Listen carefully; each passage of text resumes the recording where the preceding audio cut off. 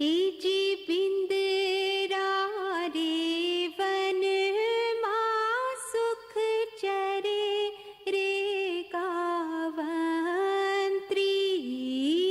बिंदरा रे वन माँ सुख चरे रे कावंत्री चरन्ते चरन्ते सिंहले वश पड्या चरन्ते चरन्ते सिंहले वश पड्या.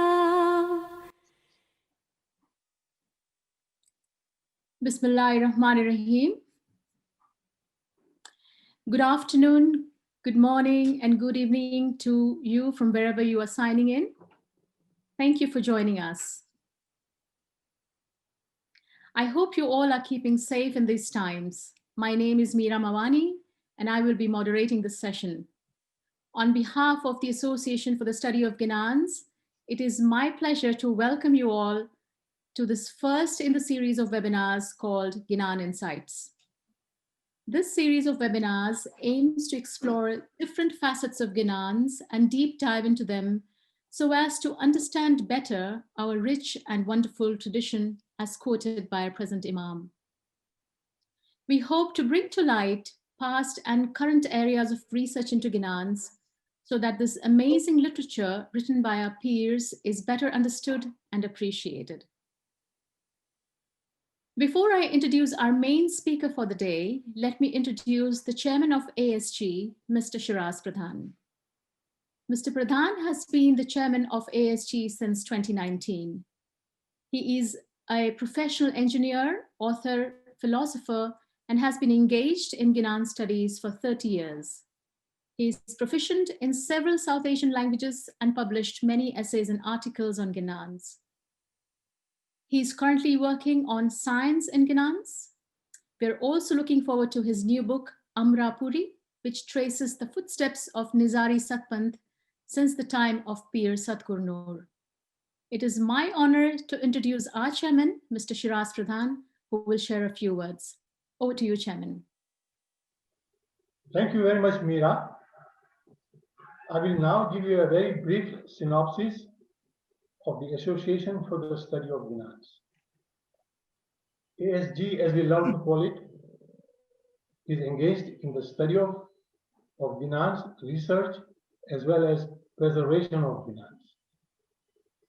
It was formed in 2007 by the initiative of Pyaralibai Jiva and some other as well. And since then, it has been instrumental in producing a most comprehensive and extensive Ginan library. Pyaralibai Jiva retired in 2019. In its expanded form, ASG now has a research department headed by Meera Mawani, academic and languages headed by Professor Nazlin Hall, a very active youth and multimedia wing headed by Nadia Valiani, Halima Chitalia, and Parina Kherti. In addition, we also have extensive networking and alliances in India, Pakistan, UK, Canada, and USA. We are soon to be working and focusing on the Qasida and Madhu tradition of Central Asia, including Northern Pakistan, Afghanistan, and Iran. We hope to continue to bring you new facets of Ginan and Qasida research when they become available. With that one, I will hand back over to Meera. Thank you. Thank you, Chairman. Before I introduce our main speaker, Raihu Sanjasani, I just want to make a few Zoom keeping announcements. You're all on mute. During the session, if you have any questions or comments or technical difficulty, you can put it in the chat box to the host in the chat box. We will be recording this session. Towards the end of the talk, we will have time for a brief Q&A session. Finally, I hope you will spare some time to fill out our feedback form for our team. So now, without further ado, I'm delighted to introduce our guest this evening, Raihu Sanjasani. Raihu Sanjasani was appointed to Progress South Asian Studies Unit at the Institute of Ismaili Studies in January 2020. Serving as the founding lead of the SAS unit, Mr. Jasani has the responsibility of defining strategic vision for the unit, setting its research agenda, and overseeing research projects. He also serves as a member on the advisory board of the Encyclopedia of Ismailis. He is an IAS graduate with an MA from SOAS, where he specialized in Islam in South Asia and is currently studying for his PhD. He has been credited with identifying and digitizing the oldest known Ginan audio recordings. Before joining the IIS as manager for educational programs in 2012, he served as the chief executive officer of ITREB India. Mr. Jasani has presented academic papers at various universities in multiple continents and conducted HR development workshops on several governmental agencies, corporates, and NGOs in over a dozen countries. The International Penguin Publishing House honored him with the Rising Personalities of India Award in 2004. Raihu Sanjasani, it is a pleasure to have you with us, and I'd like to hand it over to you now. Thank you. Thanks, Meera, for that kind introduction. You have obviously added a few lines after we find, but that's good. Thank you very much. To start with, let me thank the ASG and the entire team, especially the chairman Sahib, for giving me an opportunity to present this inaugural lecture for your webinar series, Ginan Insights. Sounds like a very good venture, and I do hope that you manage to get some amazing speakers as we go along. But it puts a lot of pressure on me to be the inaugural speaker for this series, but it also, a humbling opportunity. I feel humbled by this opportunity. So thank you very much for that. My kind of relationship with the ASG is not new. I have been part of various events, conferences, and you have done 6 international conferences. I have presented papers at 1 or 2 of them. So I've had a long association with the Association for the Studies of Ginans and for the study of Ginans, and I do hope that this association continues. So I owe this to you, and of course the previous chairman who was mentioned, Mr. Pyali Jiva. He was very kind and generous in offering his support all along. I mean, I remember him visiting ITREB India almost a couple of decades ago, and working together and kind of dreaming about an association which would be international and would be focusing on Ginanic studies. So this is an amazing kind of venture, and I do hope you succeed in achieving your goals. And I'm happy to see some new faces and young faces, and inshallah we'll continue our dialogue on this. Before I start talking about my session, I just wanted to clarify, and I'm sure people, the audience, and I see, wow, okay, so you have huge number of people watching this. I'm sure you know that the views that I'm going to present today are not of the ASG. I'm an invited speaker, so don't treat it as the ASG view, because as a student of this field, I have developed some understanding about Ginanic studies, and I would be presenting my understanding. So this is not any institutional understanding. It's purely an individual talking to the interested group of people. So I hope you take it as that. Let me share my screen, because I put together a presentation. So I'm delighted to be talking to you, and let's quickly go to the my outline for today. So, because it's the first session, I hope to create a backdrop to this series called Ginan Insights, because it's important for us to know uh, some basics in order to get into a dialogue, because dialogue requires a common vocabulary. And inshallah, because it's going to be a long association of the members with the association, I do hope to kind of work on this. Um, by the way, that question also emerged because, when I was talking to somebody and I said that I'm going to deliver this talk for the Association for the Study of Ginans, um, the question which was thrown at me was, why study Ginans? So I thought I would answer that question. We'll talk about this introductory vocabulary related to Ginans, Ginanic studies. I'll introduce some textual sources. I'm sure the audience understands that this is not an ITREP session. This is not a Jamati session or a WISE. This is an academic endeavor. Yes, of course, it is done at a mass level, and we have a range of audience today. So I'll try to cater to the range, but my focus would be to provide some material that we all can take home and study. So I'll be talking about some sources that could be useful, because generally I get asked this question after the end of my session. So I thought I would just do it proactively. When I was talking to the members of the association, especially Meera Mawani, who is a good friend and a colleague, we discussed what can we talk about as an example of how if somebody wants to engage with this literature, what can be done. And I've recently worked on eco-criticism and Ginans. I thought we'll use that example and talk about it. In fact, this paper was presented at Mumbai University a few months ago in their international conference on eco-criticism and literature. And I'll be using some material from that conference. So, and I understand there were about 5 or 6 of you who were present for that conference. So some bit of this may be slightly repetitive for those people. Of course, it will follow by the Q&A session, and let's get going with this. So, I was saying that, I do these sessions all the time. You can see some slides, this is from the recent.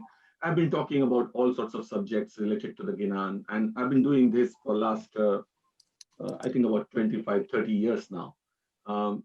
And the question that I was asked was, why study Ginans? Why are we talking about studying of Ginans? And why are we kind of dedicating this Saturday evening to discussing, and morning, afternoon, for wherever you are? Why not? If people have the right to ask, why do this? You have the right to ask, why not? If they are expecting you to justify it, you have all the reasons to expect them to justify this. Okay, so we are not getting into a polemical here. I'm not suggesting that we fight on these things, but this is my usual style. So I said, well, why not? Tell me, give me a good reason. Why should we not be doing this? And the interestingly was, well, Ginans were written centuries ago. They are in a language which doesn't make sense nowadays. The vocabulary is pretty archaic. It's polyglottic literature, so you need to know a lot of languages to understand this literature, and they've served their purpose. And I looked at that person and I said, what do you mean by they have served their purpose? He says, yeah, it had some purpose. Now that is over, we should now forget about this. So I said, explain me. No, I don't get it. And the example that was given to me, and I'm repeating this example, point A to point B, you use a vehicle. So let's say you're going from London to New York, you would board a flight, but when you reach New York, you leave the aircraft behind, you leave the airport behind, and you get going with your life. So I was asked, Well, Ginans had a purpose. It was a vehicle. The purpose was to introduce Islam. We have now been introduced to the Islam with capital I. So we don't need to have now Ginans, or we don't need to study it, or we don't need to worry about this literature.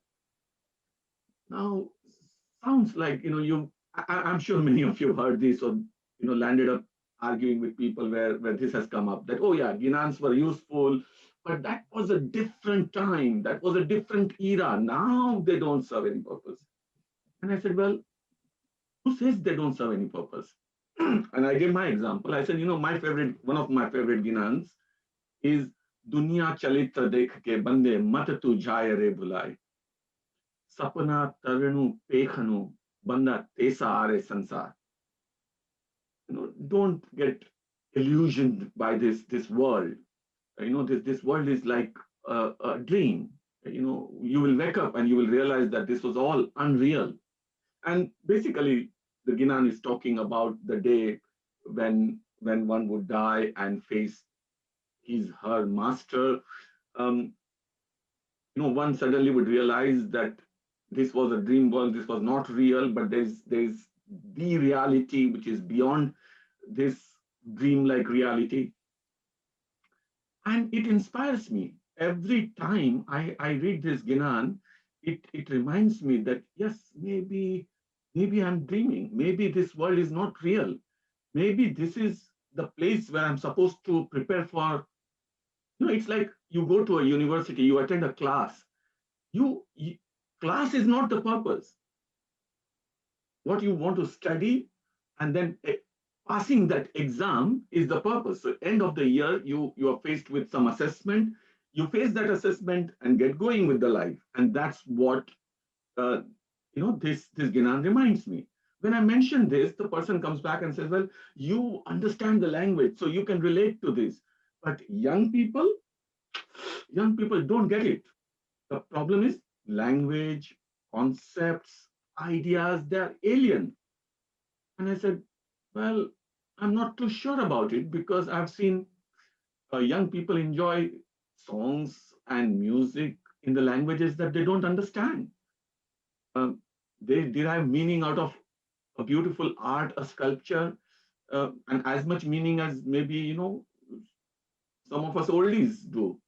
So what makes you think that they will not get it? And here, I want to use an example, actually. I want to talk about a poem by a young Ismaili, originally from Bandra, now lives in Dubai. And her name is Zahra Kherani. She got married. Her surname is Hemani. She talks about, yesterday night, I saw a bizarre dream. So uncanny, everything did seem. And okay, it will take some time, but let me read it quickly anyways. And you have it on the screen, please read it. I was at the entrance in front of a huge gate. To see what was inside, I had to wait. As the gate opened, I could see many graves. So she is in front of a kabristan, a graveyard, and the gate opens and she sees the graves. As I walked ahead, I was haunted by fear that the person dead may be a person to me very dear. Would it be my grandmom, or would it be my granddad? Is it my mom, or is it my dad? Is it someone from my family, or is it my friend? Every step I took, more I was tensed. As I came nearer, I traced my full family, and this made me happy. I could see everyone I knew. Faces missing were few. Each and every one I could spot. Then who was the person I thought? I was really eager to see. After all, who would it be? As I approached the body covered with a white cloth, to unveil the body or not, my mind and I fought. As I unfastened the body from the cloth and saw the face, I was mystified and stood still on that very place. I couldn't believe my eyes, as it was none other than me. I questioned God, why me? God smiled and answered, I have told you, everyone has to die and will go away with the blink of the eye. I realized how much time I did waste. by hurting others, while taking decisions in haste, had so many completed tasks. Just one more day from God, I did ask. He said he couldn't grant my wish. And I cried out, I should have used every moment given to me how I wish. At that moment, I got up and looked out in the sky, tears still rolling from my eyes. I thanked God for giving me another day and promised myself to use it in every way.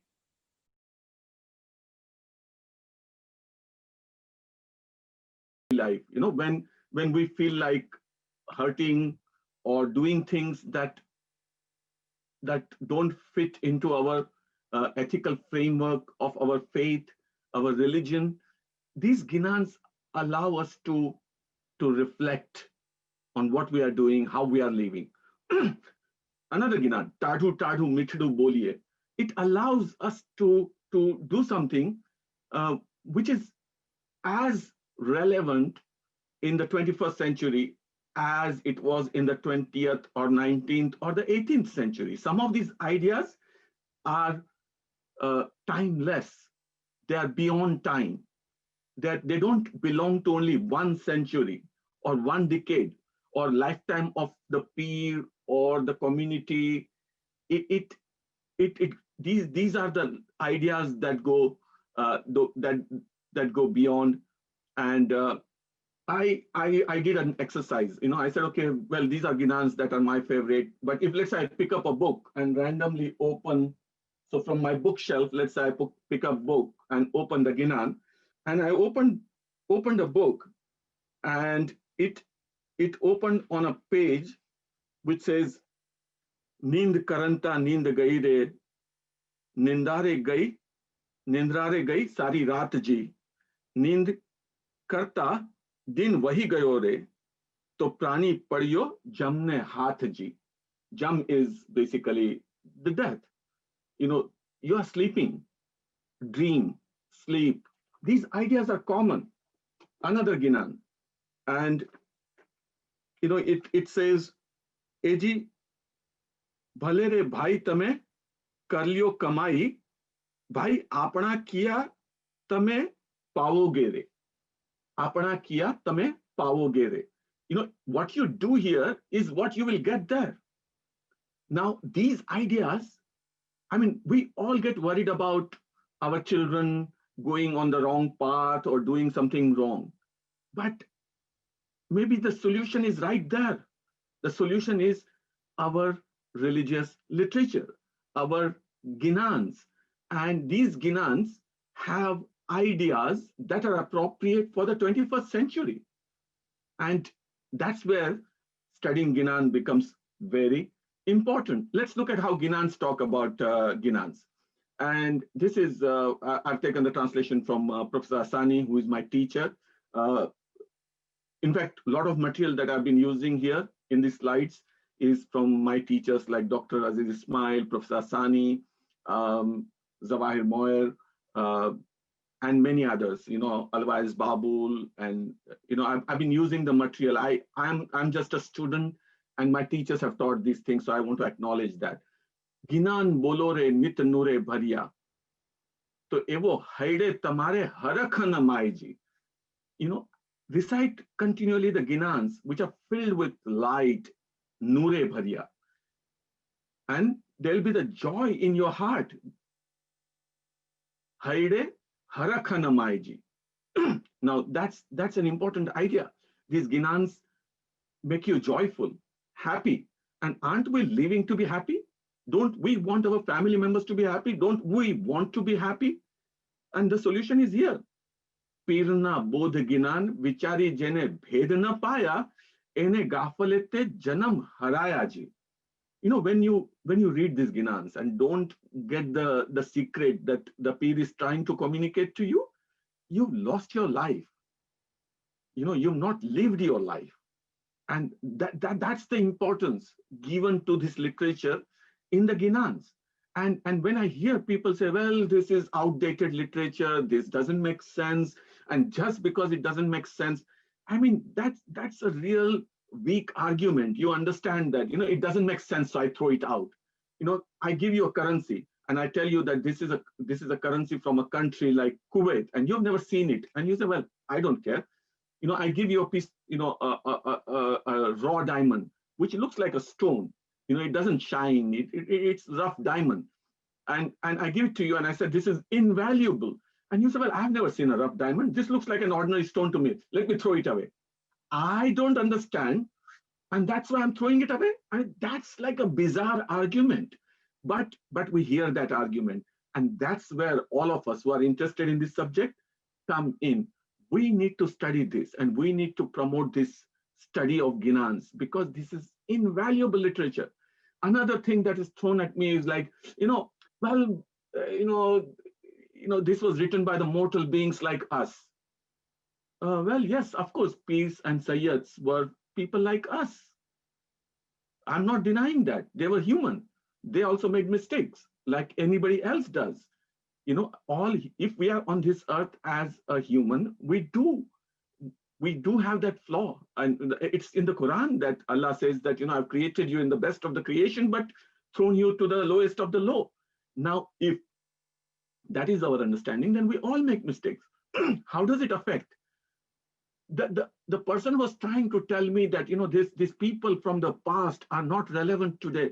And I said, excuse me, when you come across a literature, Greek literature, which is maybe 1,000-year-old, 1,500-year-old, 2,000-year-old. Some of these people that we talk, some philosophers are over 2,000-year-old. Don't we read it? I mean, have they lost relevance? What kind of argument is that?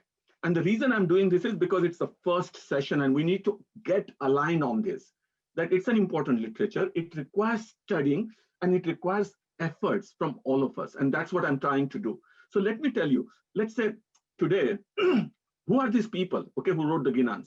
Somebody who dared to risk his life and travel all the way to Iran or Pacham Desh in those days, in Persia, the land unknown, the language unknown, looking for the Imam, getting the guidance, risking his life on the way, going and coming back. It was not like you buy a flight ticket and just fly to, someplace in the East and come back in 24 hours or 48 hours. It was not like that.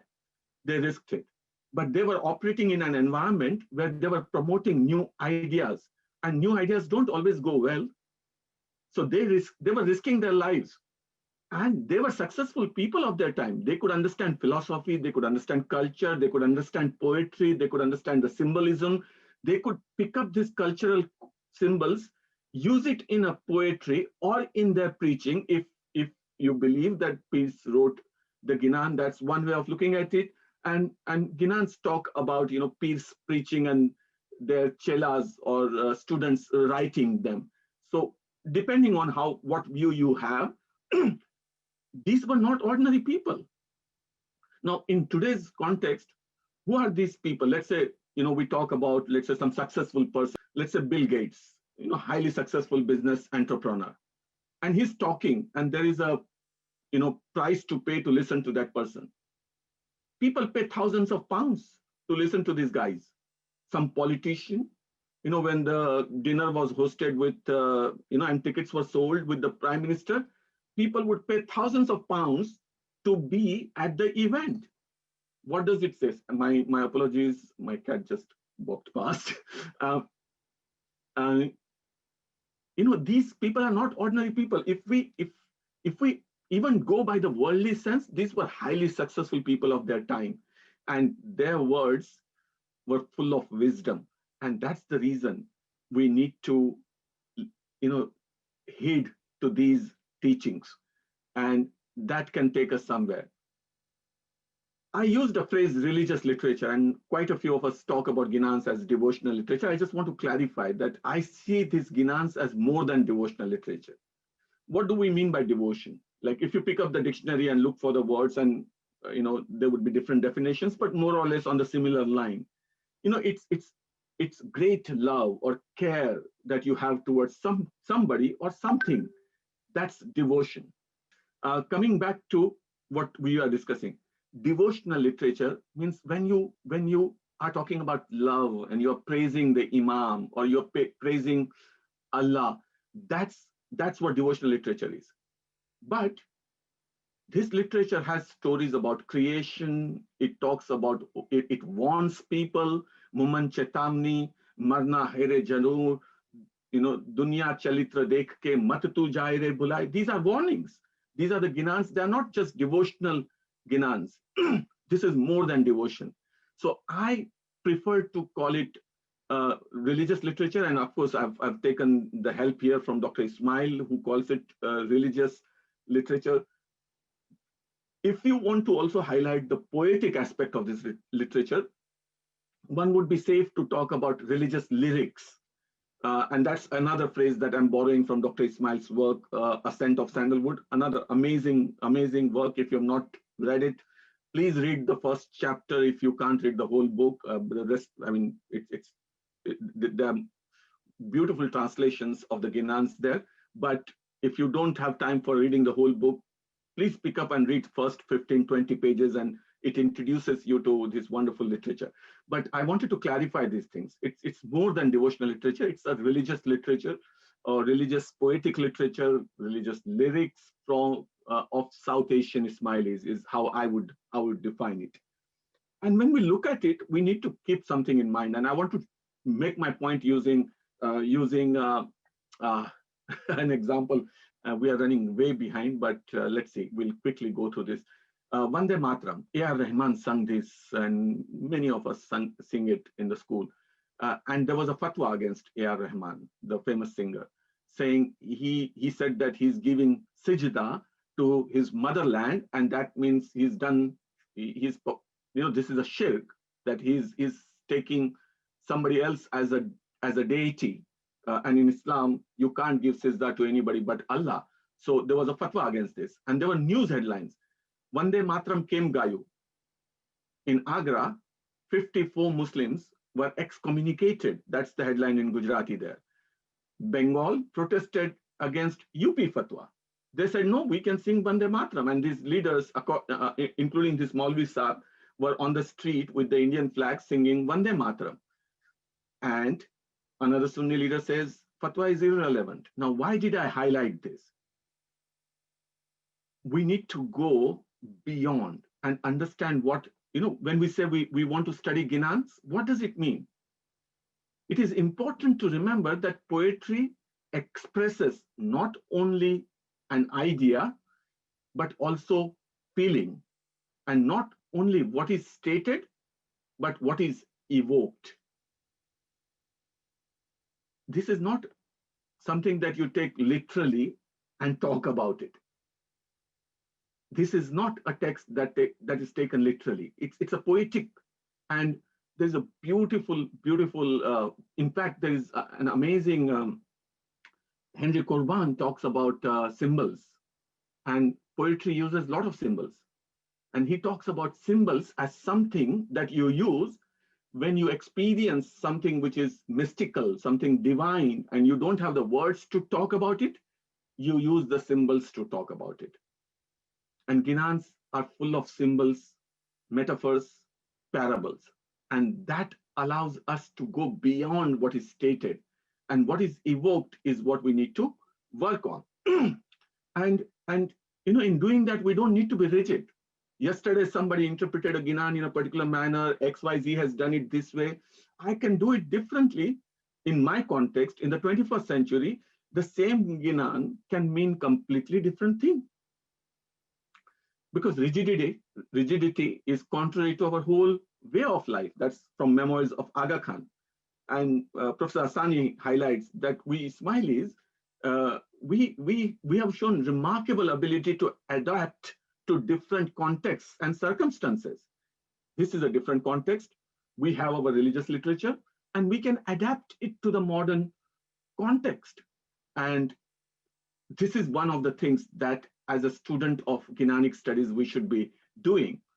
And if we don't do that, there is a risk that we will lose the tradition. I'm borrowing the words from Dr. Ismail. no living tradition can honestly sustain itself by reference to a static standard or model derived from the past, 15th century, 16th century, 17th century, and we stick to that. That's not a living tradition. Our faith has a living imam. Our faith is a living faith. We all are alive, living in a space and time. The text that was meant for our forefathers is also meant for us and is supposed to inspire us. But that meaning making process has to be contextual. We understand the context and we continue making and remaking these meanings. And um, some of these ideas will unfold over a period. So I fully understand that. Um, I'm going slightly, I'm kind of skipping a few slides and we can take them up at some other day. Um, but I just want to highlight what I wanted to talk about. This whole idea of essentialist approach versus existential approach is one thing that we need to understand. And quickly, what I'm highlighting here is, and if you need, I can send the slide to all of you so you can read it at your leisure. But when you see some, our faith or any tradition as frozen in time and as it meaning only one thing, this Ginan means only this thing. It doesn't mean, it cannot mean anything else. Or this Farman means this, or this statement means this. When we talk like that, this is that, or that is this, frozen, solid, no room for flexibility. That way is dangerous. And another way of looking at it is, things get influenced by the context, by the culture, by the language, by the vocabulary. It's a translation process. Somebody is moving from one culture to another culture using one language. Uh, it's a pretty complex process. And this is where Maulana Hazar Imam, this interview was given to All India TV and radio way back in 1989, February 89, when Maulana Hazar Imam was visiting India. And in that he says, I personally am very cautious about seeking a formalistic approach, because I think that one of the great risks, apart from the fact that it does tend to deny individuality, which is, of course, something strongly upheld in the Islamic faith, is the fact that it tends to anchor a faith in one time. And that is one aspect of my faith, which I would never accept. Imam is saying this is one aspect of his faith that we belong to that he will never accept.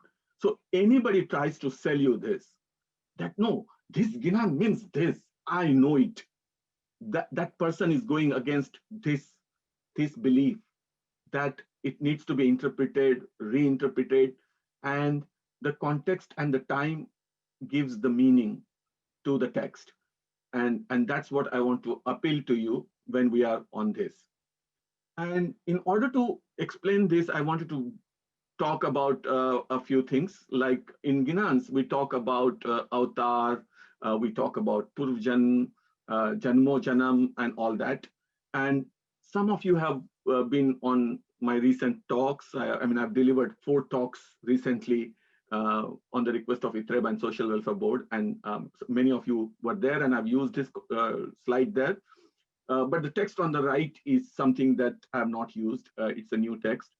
And what we are talking about is this whole idea. And I'm just leaving you because it's an academic session. I expect you to then do some more reading on this. This is all 3 quotes are from Tanveer Anjum's article. And this woman from Pakistan is an amazing, amazing scholar, Tanveer Anjum. She has written multiple articles on the Sufi traditions from the subcontinent. And she speaks the language that we are speaking here. And, she talks about what is called vernacular Islam. So if you don't know what vernacular Islam is, read her article, and I'll give the reference to her article in my slides. So you should be able to access it. In fact, I'll give you the link so you can click on it and access the article. she says that we need to move from this Arabo-Persian way of looking at things and look at vernacular languages and poetry from vernacular language. And Ginan is one of the examples. In fact, in her article, she mentions Ginans as well. So it's very, very interesting. And she uses Shah Fazlur Rahman, a Sufi from the 19th century, and talks about his Quran translation. And I have used this in my talk on the Ismaili TV. And she says that Rasul and Nabi is translated as avatar. And the idea was to minimize the foreignness of an idea. Nabi, Rasul, these are Arabic words. And she wanted to minimize this foreignness of the ideas. Now, look at this whole, I want to talk about bridal symbolism. Now, we hear about Virahani, Stri, Nari, and Tanvir Anjum has done beautiful work on this. Ali Asani has done some work on this. But it is Sami Mabap Amne Janamia, Sompia Tamare Sharan, Have Hath Jaliani Lajja Anjo, Taro Tame Taranahar. Here, the Pir is presenting himself as a woman, and he's saying that my parents have given birth to me, they've raised me, but they've now handed over me to you. I have come to my sasural. Eh duniya mor babul ka ghar, wo duniya sasural. Hindi song. This world is my maternal home, and that world is my home, which is permanent, and it's a sasural, or the home of my in-laws. That's where I'm supposed to go to. And that is a permanent home. And this whole idea is seen in all sorts of literature from the subcontinent. Guru Nanak talks about Duhagan, Suhagan that we hear in the Ginans. Then Amir Khusro talks about it. Chap tilak sab chini, mose naina milaike. Mohe Suhagan kinhi, mose naina milaike. This is another poetry of Amir Khusro. And all this has been spoken in my talk, which is available on, the English version is available on the Ismaili TV, and the Hindi version should be uploaded after 12th, when it will be played again, and then it will be available on demand, inshallah. So Hindi version will also be available, and that's where I talk about it. And in that slide, I talk about some of the sources, so I can skip this, but I want you to know that IIS has multiple books on Ginan. They either include Ginan, or they talk about the context of the Ginan, or they talk about how to read the Ginans. And I'll be sending this out to you. And as I said, I've used at least 3 of these titles, in fact, 4 of these titles in my talk so far. And I'll be using a lot of material from this as we go along. These are non-IIS publications, but important publications. Now, what you see on the top is by some of the top professors talking about Ginans, whether it's Professor Ali Asani, Professor Azim Nanji, Professor Tazim Qassam, Professor Christopher Shackle with Zawahir Moir, this green book that was published by SOAS. And what you see at the bottom is some efforts of the scholars from the subcontinent. And the reason I've mentioned them, and I only photograph that I have is Alwais Kamalu and Zarina, because I could not put all their work here. They have done some amazing work, extensive work on Ginans, and all that is available. So let's quickly move on to what I wanted to talk about and close it quickly because I'm reaching my given time. Eco-criticism and Ginan. Why did I want to talk about this? Why did we, Association for the Study of Ginans decided to talk about eco-criticism? For those who don't know what eco-criticism is, there is this definition by Derek Gladwell. There's a beautiful article, by the way. I've given the link. I'll be sending you the link as well. Eco-criticism is a broad way for literary and cultural scholars to investigate the global ecological crisis through the intersections of literature, culture, and the physical environment. I found that definition very useful. But, it all started in 1872. And And we will inshallah have another session where I will be talking at length about eco-criticism. I want to quickly talk about some examples from the Ginan. In fact, those who joined earlier than 4 o'clock must have heard two Ginans that were played by the group. One was Bindrare Vanma Suk Charere Gavantri, and another was Kesari Siha Swarup Bulayo. Now we see that in this Ginan, there are animal symbols used, like cow, lion, a calf, and a goat. In fact, herd of goats. What are we talking about? Like, okay, so we know that Ginans talk about Hans, they talk about Bagla, they talk about all sorts of other animals, birds, insects. We know that there is Uchare Kot Ginan where we talk about machli, fish. So there are multiple Ginans. And in fact, I've just written an article which is going to be published on this subject. So where I give range of examples, and I do have some of those if need be, and if the questions, I'll go to that. But eco-criticism is the way it's an engagement with the literature where one looks at these animal symbols, these symbols of water, fire, jungle, anything from ecology that is used, and it talks about human beings' relationship with those beings, and it does kind of treat animals and living beings as beings, and talks about it. In fact, when they talk about animals, they talk about human animal and non-human animals. So it's a very interesting field, and a lot of young people are nowadays interested in this environmental issues, climate change, and all that kind of stuff. And when you look at Ginans, and when you look at the symbols, and you try to understand, what is my faith telling me? And this whole idea that this is Quranic idea. This is very much kind of known to us. Imam has our Imam has spoken about this. We have been given this earth because for our consumption, for us to benefit from it. But we have also been made the Khalifa, a vicegerent, a representative, and we have been given the responsibility of looking after the environment. Now, do we have the Ginans which talk about this? Coming back to this whole idea, the reason I mentioned eco-criticism and we decided to talk about it is precisely for this reason that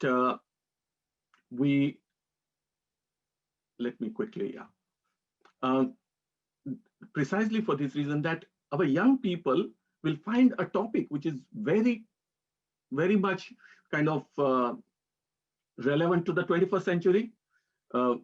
Many of them are interested in this, and they can pick up Ginanic literature and do this study, eco-critical study of the Ginans.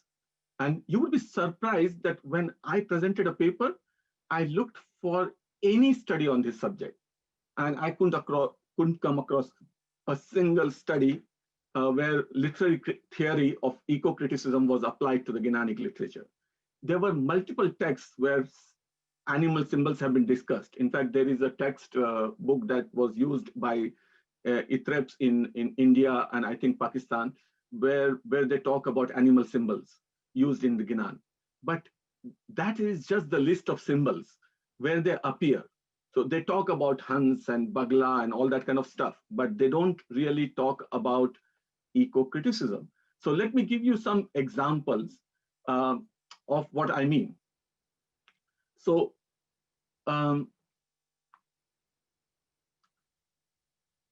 let's start with Hans, a swan.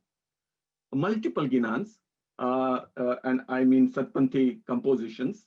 And the reason I'm using Satpanth is we share this tradition with other Satpanthi group as well. One of them is Imam Shahi group, but there are many others, and we someday can talk about the history of Satpanth as well. But let's look at Hans. As I said, Hans is often used to refer to Atma, the soul. In fact, many Sufi, Bhakti, and Sant traditions, the human soul is referred to as a caged bird, pinjre ka panchi. The cage here could symbolize the body, which is holding the Atma, the panchi, the bird. Or in many cases, the cage is used to symbolize the world where we all are kaidi, caged. Sometimes the world also gets referred to as Maya Jal, illusion. And this idea of snare, the net that catches the birds, it's holding the birds down or has captured the bird. That's the idea. The purpose of the soul, Atma, is to break free from this worldly illusion and unite with divine, that is Paramatma. So Atma needs to get united with Paramatma or achieve that blissful state, which is Paramanand. Believers are warned that one day Hans will fly away and the body, the cage, will remain behind.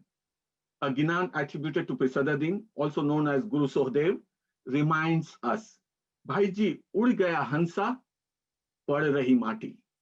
Mati, clay, dust, referring to the body that is left behind.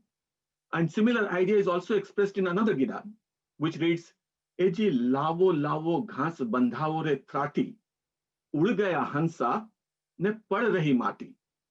The Hans, the swan, has flown away. The body has been left behind.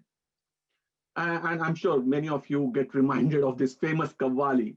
I think Aziz Naza sung this Qawwali, and many others have, of course, then sung it as well. Ud jaayega ek din panchi, rahega pinjra khali. Very famous Qawwali, and if we had time, we would have played that. But here, the pinjra, again, is used as a cage that is holding the Atma. Now, let's go to some other Ginans. In fact, there is a Ginan where Hojire Mara Hansa Karni Kamao to Rabji Suracho, attributed to Pisadadin again, has all 11 verses starting with Hojire Mara Hansa. We have been addressed as Hansa.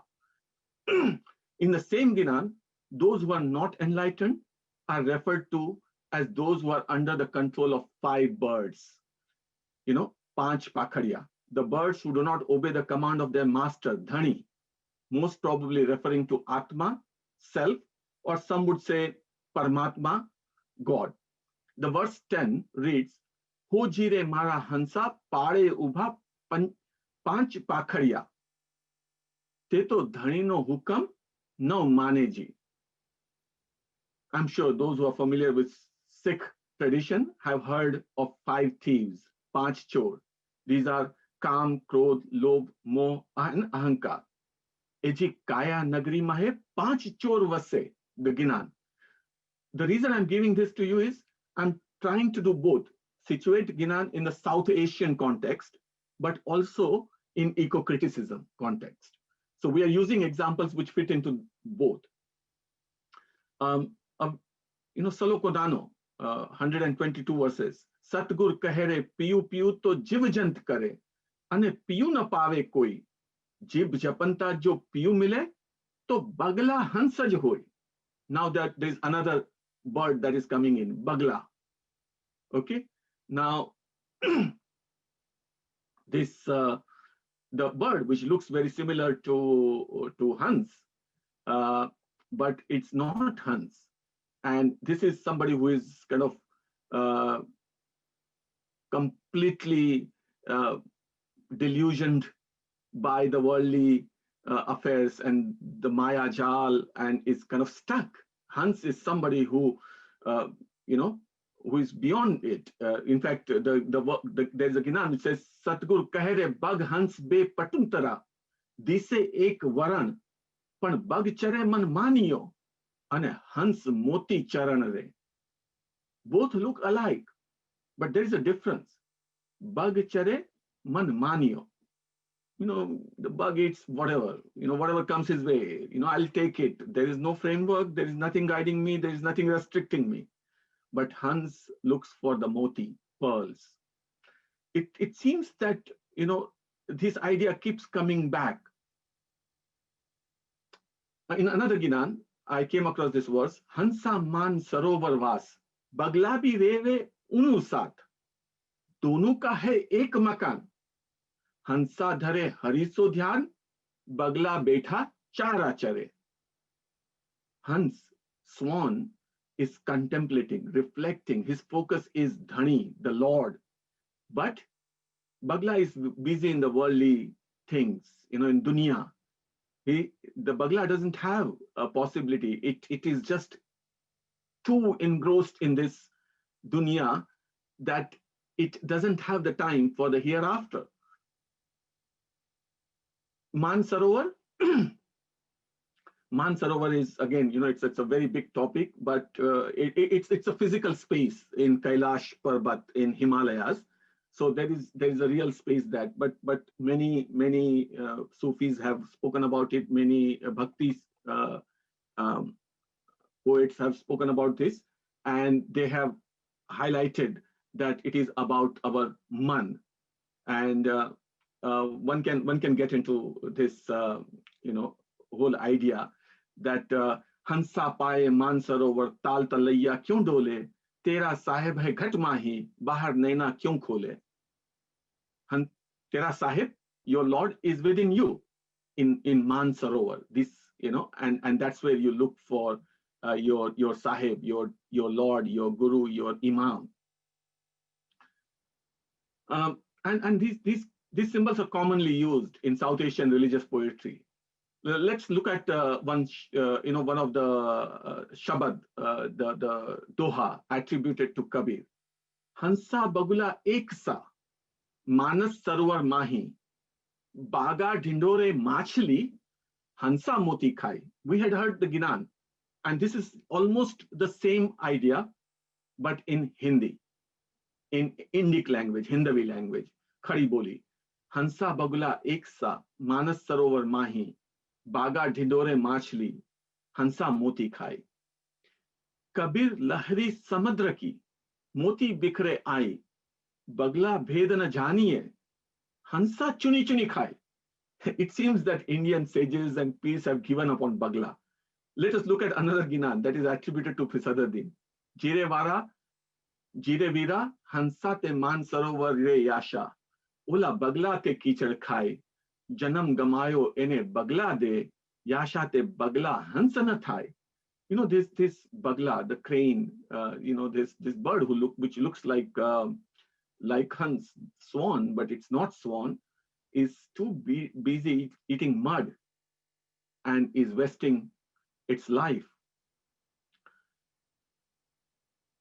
Let me go quickly and talk about another bird that we come across in Indian literature. Pahle to man kaga tha, karta tha jivan ghat, ab manwa hans bhaya, moti chun chun khat. My man, and how do you translate man? It's a difficult word to be translated, but here the reference is to self. It was like a crow, but and I was too busy in the worldly affairs. But now my soul, myself has reason, has come to a higher state where now it just looks for the pearls and not like worldly happiness. It's very interesting that here we are using crow, kaga, kagado, kawa in Hindi language, and not bagla. Bagla doesn't have a possibility of going somewhere. If you are a crow, you can turn. Why? Because there is this whole idea of pretense. Those who pretend to be Hans can never become Hans. But those who realize that they are crow, they are dark, they are not as pure as Hans. And of course, one may want to look at this whole black and white and symbolism of that, and this whole Black Lives Matter debate. And some young people who are interested in this may want to actually look at literature for these kind of symbolism. and talk about it, it can become a very interesting study. It can become a PhD if somebody is interested. So, man maila tan ujila bagula kapti ang, taso to kawa bhala, tan man ek hi rang. You know, at least the crow has the exterior and interior, which is the same. He is impure from inside. I'm sorry, I'm using a masculine pronoun here. It uses, it is impure inside and it is dark outside. So at least it's good that, you know, there's no pretense there. There's no hypocrisy there. And peers are challenging that whole idea of hypocrisy here. Now, I have used Bagla, Hans, Kawa, Kaga, Crow, just to highlight that these symbols are almost like, you know, everywhere. You pick up the Ginanic literature and you come across many such symbols. And let's go back to the Ginans that were played. Utho utho vachada, tum doodh mera piyo, main vacha ki bandhi aayi. There is a cow. The lion has captured the cow. The cow has taken the permission to go home and feed the calf. Now, and I'm now using feminine pronoun because the Ginan itself uses feminine pronoun. It talks about sister, cow being sister of the king, and the king becomes the mama or the maternal uncle. So I'm using he for the lion and she for the cow, and there is a reason for this. So here, this cow goes back, but the calf refuses to drink the milk, not willing to sulk because the milk doesn't taste the same. Vacha ki bandhi mata dudh nahi piyu, mai chalu tamare saath. Now this calf says that I'm not going to drink milk. I'm coming with you. Wherever you are going, I'm going to follow you. The cow goes back with the calf. And what happens? The lion is surprised that this cow whom I had released has come back. And now she's not alone. She's brought her baby with her. Utho utho sihelaji, mans mera bharko, piche bharko mori mai. Now the calf is talking. And the calf is saying, get up, O lion, eat me first. Then you eat my mother. Now imagine a young saying this. And that's why I was referring to this whole idea that this thing is something that can appeal to the youth of our Jamaat. The young one is even as wise as the old one and is offering itself to the lion. And the lion is surprised and asks a question, and this is from the Ginan, and we have heard this Ginan, those who had logged in earlier. Etli re sudbut kone tamne didi, kone te tamne bodhiya. Who has given you such wisdom, such samaj, such understanding, such beautiful understanding is the idea here. Who has taught you this? Who has given you this? Who has preached you? Bodhiya is preaching. Etli re sudbut kone tamne didi, kone te tamne bodhiya. And then we know the story. Ji jao jao gavantri tum meri bahna, vachda mera bhane jara re. The lion says that you go, you are my sister, and your calf is my nephew. And that's how the Ginan. Now, what is it trying to tell you? That quite a few messages. One, that we need to go back, keep our word. But the most important thing is this idea of keeping our words, keeping the promise that we give, is taught to us by our faith. Now, can anybody say that this value is less important today than it was maybe 400 years ago? Keeping our word is the most important, I would say. It's one of the most important values that this world appreciates. If I am my word, then people will trust me. They will have confidence in me. And we can very easily teach this by telling this story. Now, I don't want to talk about any other symbols because I've just finished my time that was given to me, 5:15 it is. But why I used these symbols? Now look at the number of ideas that can be discussed. This whole role of male and female, male being a dominant, maybe female is a surrendering person. peers talking about themselves as Nari, Nari Thaine Vinavu, Nari Tamari Ati Ghani. This whole idea needs to be questioned. When I'm saying question, I'm talking about intellectual inquiry, not questioning in the sense of value judgment, but inspecting, looking closely at, and we can encourage our young people to do this. And that's what I was highlighting about. When we talk about studies of Ginan or studying Ginan or association for the study of Ginans, that's what we are talking about. That's what we are saying, that this literature, which is even after so many years, as relevant, as important, as useful, as inspiring as it was 100 years ago or 200 years ago. If my grandma used to sing this Bindra Revan Masuk Chare Re Gavantri, it was highly meaningful for her. But she transferred that meaning to her grandchildren. This story is quite meaningful for me. And I will transfer this to my children and inshallah someday my grandchildren. And that's what it is about. Studying, transmitting, and inspiring. And that was my effort today. I wanted to, because it's an inaugural talk, I wanted to do two things here. One, talk about how we can look at Ginans, but then use an example to say that this literature has many facets that have not yet been studied. And eco-criticism is one. My article that will be published by Bombay University is going to be the first article in this field of eco-criticism and Ginanic literature. Now, there is a lot there. Ecofeminists can look at it as male-female role of Stri in the Ginans, Nari in the Ginan. Somebody can pick up this whole idea of white and black, white crow as somebody. Somebody can pick up this whole idea of machli being used, of fish being used as craving for the didar and dying when the water evaporates.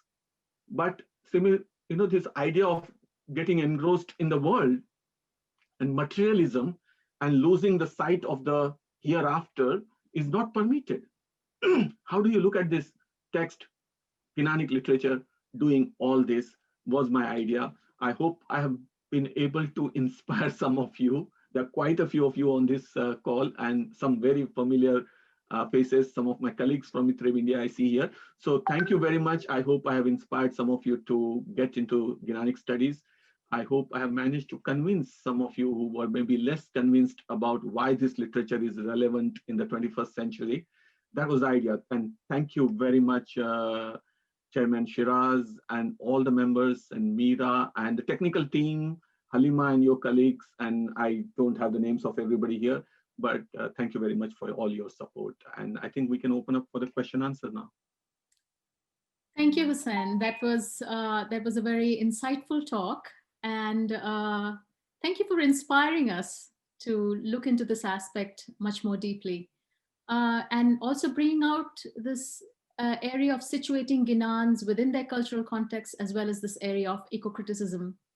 And its increasing relevance in our world today. As you mentioned, as we grapple with the climate change and its effects in the form of hurricanes, earthquakes, floods, global warming, and the way our scriptures talk about and guide us about the importance and responsibility of taking care of our environment and the planet at large. I think this area is very, very important, and it really needs to be studied. And what the Ginans bring to light in this aspect can be fascinating. So thank you for that. I'd just like to, there are a few questions, but because in the interest of time, we have very little time, I'm just going to ask one question. How relevant, what is the relevance today of eco-criticism, and why it is less studied? Because I understand from your talk that eco-criticism is about the relationship between nature and human beings, as well as the depiction of nature and human beings in the literary texts. So how can a student who wants to study this can study further? How can he go further? Yes. So two, three things. A very, very interesting question, and thank you for asking that question quickly. So one aspect is where can one go, and second, why it is important. The reason it is important is, we have not studied Ginanic literature from, like, you would see that somebody has studied Ginanic literature for the mystical aspect of it. There are many, in fact, right from Professor Jasani, who has written on Bhuj Niranjan. There are people who have written on C. Harfi, one of my gurus, Pyali Keshwani has written on this. So this literature has been studied from mystical point of view. The literature has recently been, like when I'm saying recently, the audio cassettes were published in 1995, for its musical aspect, and in fact, I'm currently reviewing the work done on the music and Ginans. So that Ginanic literature has been studied from that lens. Ginanic literature has been studied from the linguistic point of view. Its meters, whether it is written in ghazal form or masnavi or rubai, so people have done that kind of study. It has been studied for the shared aspect of this literature. We share this literature with other Sufi tariqas. We share this literature with Sant, Bhakti movements, and it has been studied from that perspective. So Ginanic literature has been studied from using multiple lenses. But as I said, this has not been done using eco-criticism. Now, there is obvious reason for this. It's a new field of study. Eco-criticism is the discussion started in 1972. It gets formulated, the word eco-criticism is introduced in 1995.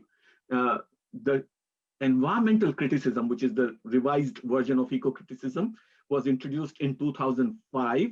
So you're talking about something which is like 20, 30-year-old. So there have not been, it's a new field of study. And similarly, I'm sure there are many other aspects of Ginans that we have not explored. But I used eco-criticism as one such lens. And, as I said, these gender studies is a new field altogether. And, the literature has not been studied from that gender perspective. Of course, there's a lot written on bridal symbolism. Professor Jasani has done on this, but, how it depicts a woman is not fully studied. What do we mean by duhagan? What do we mean by suhagan? How were duhagans were treated? How were suhagans were treated in the Indian culture? That's not been studied. And that's where I invited. So it was an example. I'm not suggesting that this is the most important subject, but it's a subject that is kind of, when I talk to young people around the world, they seem to be more concerned about the environment and climate. And that's why I wanted to use the example that is appealing to that generation as well. Because the earlier generation, because they understand the language, they're willing to put in the effort, read, and because they understand, they get inspired as well. A younger generation will have to find a reason to study this. And eco-criticism gives you a reason to study this literature. And now, your second part, what can they do? Let me tell you something. Sometimes people come and say, well, I don't understand the language. It's very difficult. Even people who know Hindi, Gujarati come across words that are not familiar, because there is Punjabi there, there's Marathi there, there's Sindhi there, there is Saraiki there. In fact, somebody has said that there are about 42 languages that you come across in Sanskrit for sure, Arabo-Persian words for sure. So I've already listed about 8-10 of these languages. So nobody can claim that we understand this literature. So no, you don't need to worry about not knowing the literature. We engage with the literature, okay? And we put in efforts to understand this literature. There have been attempts. People have created databases. I didn't even mention the database today. There are databases available online. There are some amazing new ways of accessing this literature, where the translation, otherwise Kamaluddin and Zarina have translated the Ginans. They're beautiful Ginans. Of course, when you go to someone like Professor Dr. Ismail's translation, it's extremely poetic. But Professor Asani has translated quite a few Ginans, the whole of Bhuj Niranjan to start with, but multiple Ginans. The book Ecstasy and Enlightenment has multiple Ginans at the end. So Zawahir Moyer has translated, Christopher Shackle has translated Ginans, and there's a lot of translated work available. And it's perfectly all right to go and look at some academic translation and then do some investigation. So people can start. So the important thing is where to go is different story. How it becomes a major challenge. And there I am willing to offer this. The second thing is, there are students who are doing humanities, there are students who are studying literature. You can get into comparative literature mode, which is Sant and Bhakti has been quite often done, but Bhakti and Ginans. Professor Malisson, whom I actually met thanks to Ginan, ASG many years ago, Professor Nalini Delvoy. These women from Sorbonne are amazing. They have learned Sanskrit, they have learned Gujarati, Hindi, Urdu, and they have studied the literature. But there's very little that has been done. So that's another very open field. So people who are getting into this, you can go to any university. To start with, now the Institute of Ismaili Studies has South Asian Studies, and I've been appointed to establish it and lead it. And we will be, inshallah, expanding this unit in coming months. We'll be recruiting people, and we'll be hopefully creating platforms where young people can come and present papers, talk about this subject. So there are multiple platforms available. I think the starting point is interest. Get interested in this and be willing to put in the efforts is what I would say. Sorry, next. Thank you, Hussain, for that answer. I think what is interesting for me is that Ginans are not just about Ginans. They don't just embody eternal truths or the ethical moral values or they guide us about the way we lead our lives. We should lead our lives. It's not just a source of knowledge and guidance about this peer and also about peers' spiritual experiences, but also it can be looked at in completely different ways, and one of them is eco-criticism. So thank you for situating Ginans and for showing us different ways of looking at Ginans, which is very, very relevant today. I really want to thank you, Hussain, for that inspiring talk. And before I close this session, there's going to be a feedback form, which our technical team are going to put on the chat box. So please fill that feedback form. It's very important for us, and so that you can also get further forwards or further information about our other webinars and other events which will take place by the ASG. And finally, I have a small thing, a small request.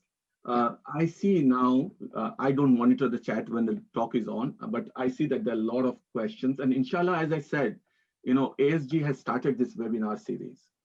And we'll have multiple, inshallah, scholars coming and talking. And I would love to come back if the association invites me again. And we can pick up some of these issues and talk about it. And as I said, you can't do everything in 1 hour, 30 minutes. And this was inaugural talk, so we wanted to convey a few messages as well. But inshallah, we will have the opportunity to talk about this. I do talk on these subjects. What I'll do is I'll also give a link to the lecture that is available on demand, both English and Hindi, inshallah. So you will be able to, inshallah, study on your own, read some further. And we all are students of this field. So my appeal to you is, don't get disappointed if your question was not answered. Yes, apologies for that. But in the interest of time, 5:30 was our time. So we are going to go a little bit beyond that. But Hussain, thank you so much for that. And we definitely would like to invite you again. So have no fear. We're going to hound you to come back to us. I just got myself invited, sorry. No, not at all. You're welcome. Finally, I'd like to invite our Vice Chair, Mr. Mohammed Maladina, to give a vote of thanks. But before that, please click the feedback form in the link on the chat box. A little bit about Mr. Mohammad Mauladina. Mohammad Mauladina has been instrumental in the formation of ASG along with Mr. Pyarali Jiva, and is currently the Vice Chair of ASG. Mr. Mauladina, all over to you. Thank you. Thank you very much for giving me this very pleasant task of thanking everybody. May I start thanking Raihu Sanjasani for the wonderful talk, so simple that it was easily understandable. I loved every aspect of it. Besides that, there are bundles of gold and diamond. Unless we individually try to dig them, nothing happens. So as Ginans are a wonderful tradition, unless we try to go and make an effort to understand, we have a khazana in front of us. Number two, so Rai Sahib, I really loved it, and we would like you to be with us and be a partner with us all the time, really. And together we'll make progress. My second one is my chairman. Thanking my chairman, a man of inspiration, a man of vision. Shiraz Pradhan is somebody that, honest to God, I think we are blessed by the guy's wonderful vision that he has. Reciting Ginan is simple, but to go into the depth at an academic level is something that that guy thinks about. And inshallah, we will see to that. So Shiraz Pradhan, thank you so much for that. My next person to thank is Meera Mawani. Sweetheart, you have been an inspiration, a catalyst. You name it and you've been there. This creating another small team in India, thinking about a chapter in India is amazing. God bless you. And, things can't say enough about it. I would like to thank all the overseas participants, people who have joined across the world, to have joined us here and shared the platform and enjoyed. We will be doing more of this, and I believe your support will always be there.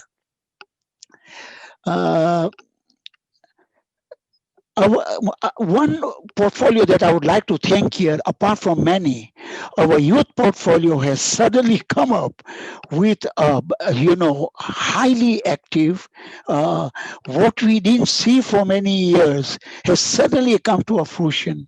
I would take my hats off, and I would like to congratulate you for the lovely work you're doing.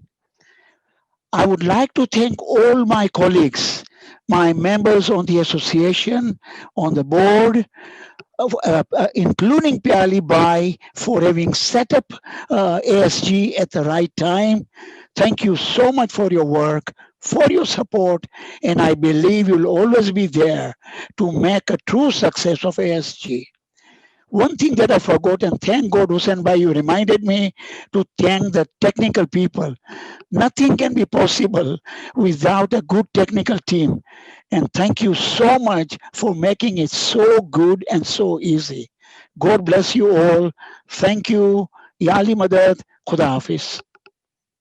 Back to you, Meera. Meera, can we keep this on for some time and capture the chat, please, for somebody from the technical team? Please capture the chat. So because I think Farina will capture the chat, so not to worry. Right. And thank you very much. Many of you have written kind things about me, and I truly appreciate that. Thank you all. Thank you all very much. Thank you to all the technical team and the design team. They've done an amazing job. And finally, thank you to all the participants, audience who have joined us from all over the world. Thank you all. This has been an amazing journey. Thank you. Have a pleasant evening.